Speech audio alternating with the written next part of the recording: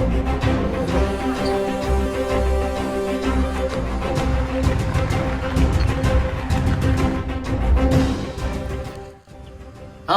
നിങ്ങളിത് കണ്ട കേരള സ്റ്റോറിന്റെ ട്രെയിലർ?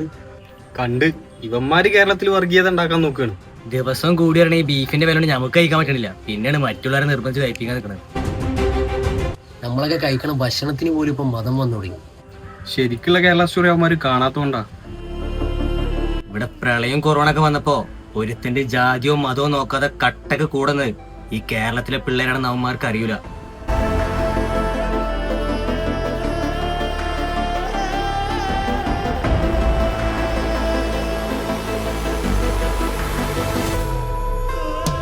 ഇതൊക്കെ ചെയ്ത് കേരളത്തിൽ വർഗീയത ഉണ്ടാക്കാൻ നോക്കുന്നത് ഏത് പാർട്ടിക്കാരാണെന്ന് എല്ലാവർക്കും അറിയാം.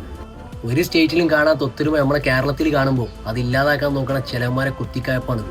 ഇവിടെ എമ്പുര സിനിമ ഇറങ്ങിയപ്പോ അതിലെ പല സിനിമമാര് കട്ട് ഒഴിവാക്കി. അതേ സെൻസർ ബോർഡ് എന്തോട് ഇവിടെ കണ്ണടച്ച്.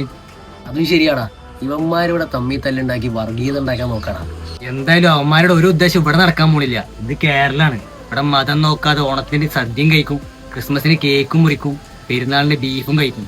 ഒരുത്തരും നമ്മോട് ചോദിക്കണ്ട അല്ലേ?